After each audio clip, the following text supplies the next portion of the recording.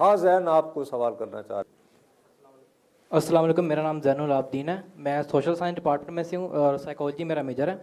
آپ نے معاشی بحران کے بارے میں بات کی، تو آپ نے اپنی پچھلے سال آپ کی بھی حکومت تھی اور آپ نے خان صاحب کی حکومت کو بھی دیکھا، تو وہ دیکھیں معاشی ترقی کی تو مشکلات وغیرہ ہے، پاکستان جو مسئلے فیس وغیرہ کر رہا ہے، وہ کیا اس کے علاوہ کیا رکاوٹیں وغیرہ ہیں جس کی وجہ سے پاکستان کو ترقی وغیرہ جو ہے وہ حاصل وغیرہ نہیں ہو رہی؟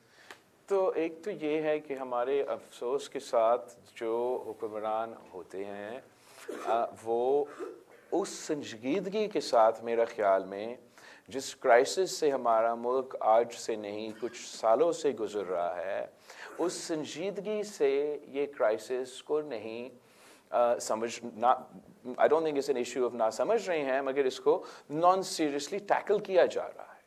اور اگر آنیسٹلی اگر ہم کوئی اور ملک ہوتا، چاہے وہ خان صاحب کا دور ہو یا پچھلی حکومت کے دور ہو یا اس سے پہلے، پورا ملک کا ایک فوکس ہوتا کہ ہم پاکستان کو اس معاشی بحران سے کیسے نکالیں، کیسے بچائیں۔ اس لیے جو تکلیف پاکستان کے عوام اس وقت جس سے گزر رہے ہیں، وہ شاید ہماری تاریخ میں اس قسم کی مشکلات کا سامنا نہیں ہوا ہو۔ اور جو خطرے ہمارا اوور آل ملک کی ریاست کی معیشت کا ہے انٹرنیشنل ڈومین میں، وہ شاید اتنا ونربل ہمارا ملک کبھی نہیں رہا ہے جتنا آج ہے۔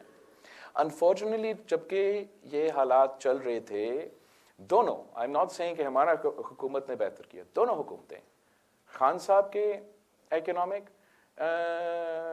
ٹیم اور جو ہمارا حکومت کا اکنامک ٹیم تھا، دونوں نے ملک کی معیشت کے ساتھ سیاست کھیلا، دونوں نے اس سنجیدگی کے ساتھ اس کرائسس کو ایڈریس نہیں کیا، جس سے مجھے بہت افسوس ہوا۔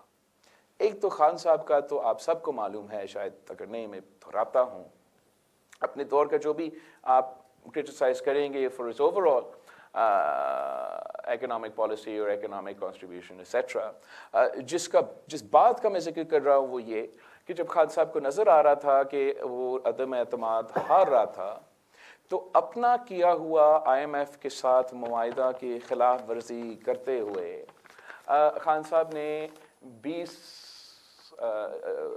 روپیہ کم کروایا پاکستان میں پیٹرول کی قیمت، تاکہ پاکستان کے عوام کو یہ محسوس ہو کہ اس کے دور میں تو پیٹرول کم تھا، اور ہمارے آنے والے جو اس کے بعد جو حکومت ہے وہ آئے تو دیکھو پیٹرول کی قیمتیں اوپر ہوئے تو وہ لوگ برے ہوں گے۔ اس کا جو بوجھ ہے نہ خان صاحب نے اٹھانا ہے، نہ شریف صاحبان نے اٹھانا ہے۔ یہ جو کاسٹ ہمارا معیشت کو ہوا قرض کی صورت میں، جس طریقے سے ہم ڈیمیج ہوئے، اس کا بوجھ مجھے آپ کو اٹھانا پڑے گا آگے جا کے۔ ہم نے سمجھا کہ اب ہم تو کہ ہم اب تو نئی حکومت آیا ہے، ہم تو ان چیزوں کو ایک سیریسنس کے ساتھ لیں گے۔ شروع میں ایک سیریسنس کے ساتھ لیا بھی گیا، اور بڑے مشکل سے، اس لیے جب انٹرنیشنل ڈومین میں آپ کے انٹرنیشنل کریڈیبلٹی وہ کسی ایک شخص کو نہیں دیکھتے۔ اگر خان صاحب اپنا معاہدہ کو توڑتے ہیں تو پاکستان نے اپنے معاہدہ کو توڑا ہے، تو پاکستان کی کریڈیبلٹی انٹرنیشنل فائنینشیل انسٹیٹیوشنز کے سامنے اس کو دھچکا لگتا ہے۔ مگر کافی مشکلات کے باوجود کے بجائے جو نئی حکومت تھا، ایک مل کے مشکل سے کام کر کے پاکستان کو ایک بار پھر آئی ایم ایف کی پروگرام ریوائیو ہوا، وہ سو کال ڈیفالٹ سے ہم بچے۔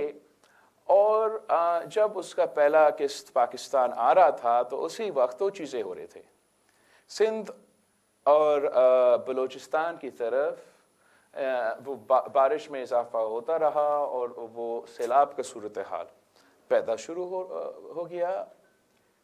دوسری طرف پورا ملک میں، زیادہ تر پنجاب میں کچھ بائی الیکشنز آ رہے تھے۔ اب اس دوران حکومت پاکستان نے یہ فیصلہ کیا کہ ہم 3 مہینے کے لیے، یہ جتنا مشکل تھا، مجھے پتا تھا کہ جتنا مشکل تھا یہ آئی ایم ایف کا معاہدہ کو اس وقت کلوز کرنا، اور یہ فیصلہ کیا گیا کہ نہیں، ہمارے ہاں فلڈز آئے ہیں تو ہم خود یہ فیصلہ کرتے ہیں کہ 3 مہینے ہم اپنے معاہدے پہ عمل درآمد نہیں کریں گے۔ वही काम जो खान साहब ने किया अपना सियासी फ़ायदा को आगे देखते हुए, वही काम नया हुकूमत ने इकोनॉमिक टीम ने किया। उसका बोझ एक बार फिर दार साहब ने नहीं उठाना है, शहबाज शरीफ साहब ने, नवाज शरीफ साहब ने नहीं उठाना है, और इसका वो खान साहब को भी ये बोझ नहीं उठाना पड़ेगा। इस कर्ज को, इस एक्सपेंस को, इस कॉस्ट को आपको और मुझे उठाना पड़ेगा। मैं समझता हूँ कि अगर हम शायद आम तौर का कोई मुआशी सूरत हाल होते, हमारा तो अमेरिका जैसे मईशत होता या किसी और मुल्क जैसे मईशत होता, तो शायद आप खेल सकते थे। जिस तरीके से पाकिस्तान की मईशत के साथ सियासत खेला गया है, उसका नुकसान हम आज तक उठा रहे हैं। और कब तक ये एक्सपेक्ट करेंगे पाकिस्तान के अवाम से कि हम सियासत करें, हम इनकी किस्मत के साथ खेले, हम पाकिस्तान की मईशत के साथ गैम्बल करें, और फिर मेरे अजीज़ हमवतनों, आपने अब कुर्बानी देना है, अब हम आपके इस टैक्स में इजाफा होगा, इसकी कीमत में इजाफा होगा। आई थिंक अब वक्त आ गया है कि हमने तो आप वो कुर्बानी देना बंद करें, और हम वफाकी हुकूमत से कहें कि आप ये सितारा वजारती की कुर्बानी दें। हम अशराफिया को कहें कि आप ये 1500 अरब सालाना सब्सिडी जो मिलता है उसका कुर्बानी दें, ताकि हम पाकिस्तान के अवाम पे ये पैसा खर्च करें। ये IMF का कहते हैं, आज या कल IMF ने कहा पाकिस्तान को कि आप बेनज़ीर इनकम सपोर्ट प्रोग्राम में भी इजाफा करें, और आप मज़ीद इस किस्म के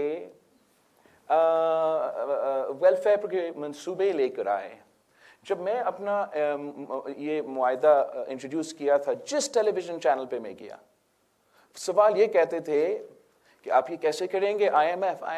सच ये है कि आपका एक हुकूमत ऐसा हो जिसका नीयत सही हो, जिसका पॉलिसी सही हो, तो इसी IMF के साथ वो मुआहिदा कर सकते हैं जहां हम पसमानदा तबकात का ख्याल भी रखें और पाकिस्तान की मईशत को एक नए सिमत में लेके जाए।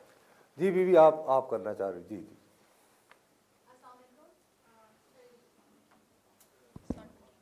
Assalamualaikum. My name is Aiza Zahir and I am a BS Media student, and I used to be an OPS student as well. OPS? Yeah. Oh, okay. My question is regarding Benazir Income Support Program. मेरा ये question है कि आप लोग इसमें funding provide करते हैं to people, तो why not provide them skills, ताकि और अ मीडियम, मतलब इस इनकम अगर आप फंड्स उनको देंगे तो उससे दे गेट डिपेंडेंट, क्योंकि पाकिस्तानी अवाम की वैसे भी आदत है कि डिपेंडेंट हो जाते हैं। सोच के इस तरह आप कौम को भिखारी बना रहे हैं, आप ये कह रही हैं ना? कैश नहीं, मतलब डिपेंडेंट हो रहे हैं ना, they will wait for the income कि इनकम आए, they don't like, they are not working on their own. Explain कर दें। आपको ये बात पता है कि दुनिया के किसी और मुल्क में भी ऐसा प्रोग्राम है? No, I'm not aware. I think Brazil में भी है। Okay. इसी वजह से वहाँ पे अब वो आया सदर, इस वजह से कह रहा हूँ। एनीवे जी, आप एक्सप्लेन करें। जी वो जी ब्राज़ील में भी नहीं, लेकिन आप एक्सप्लेन करें। So thank you, आपका सवाल बहुत अच्छा है। तो the Benazir Income Support Program is the first social safety net in Pakistan, और अब ये ना सिर्फ हमारे यहाँ मगर रीजनली एक स्टैंडर्ड, गोल्ड स्टैंडर्ड बन चुका है। इजिप्ट से लेके फिलीपींस तक जो international financial institutions social security के कैश ट्रांसफ़र प्रोग्राम्स के जिक्र करते हैं, तो इसी मॉडल को अपनाते हैं। इसमें दो चीज़ें होती हैं, ना सिर्फ हम गुर्बत और महंगाई में हुकूमत की तरफ से माली मदद दिलवा के गरीब तरीन तबका को सपोर्ट कर रहे हैं,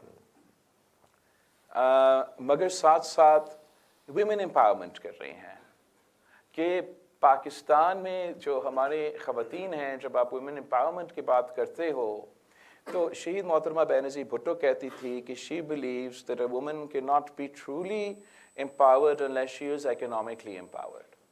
और आप ज़रा जायज़ा करें कि पाकिस्तान भर में किस किस्म का इंकलाब आया जब पाकिस्तान की गिलगित बल्तिस्तान से लेके साबिक फातह के कबायली इलाकों से लेके बलूचिस्तान के से लेके जनूबी पंजाब के नॉर्दर्न सिंध के ट्राइबल डिस्ट्रिक्ट से लेके उनके ख़वातीन के पास ये बैंक कार्ड आया और उनको ये माली मदद मिला।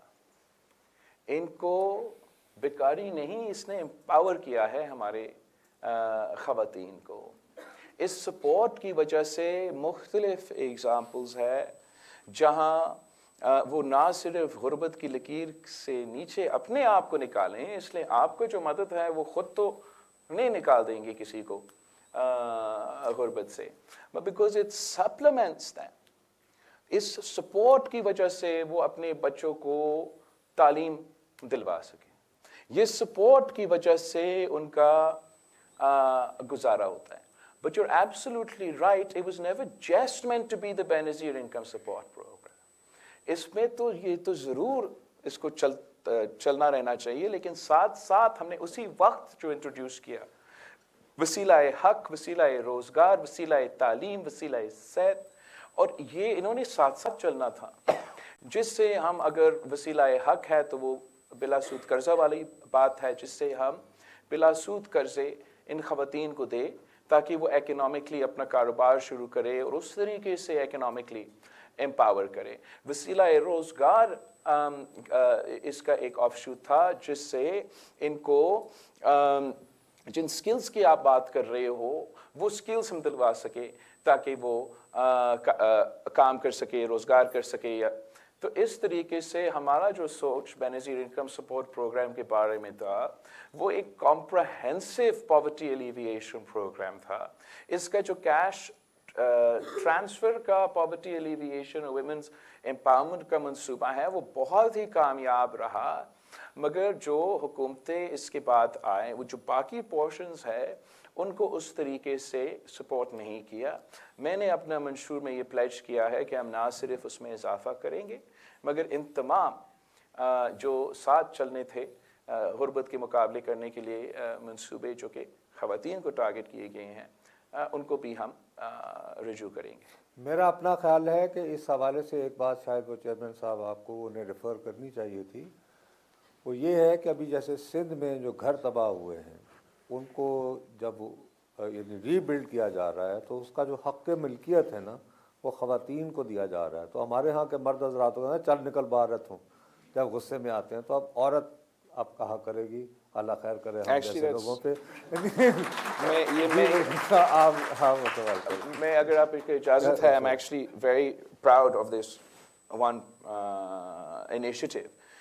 ये हमारा उसी सैलाब जब आया था तो ऑब्वियसली पूरा मैं वज़ीर ख़ारजा तो था और साथ में पूरा मुल्क का दौरा कर रहा था। जहाँ मैं जाता था वहाँ के ख़वातीन की अगर आप कहें कि एक मुतालबा क्या था वो ये था कि मुझे घर बना के दो। तो मैं वापस आया सूबाई हुकूमत के साथ वफाकी ब्यूरोक्रेसी के साथ बैठ के मैंने इनके घर बनाने हैं और मुंह पे जवाब ना नहीं हो सकता सर, और मैंने तो ये माना नहीं।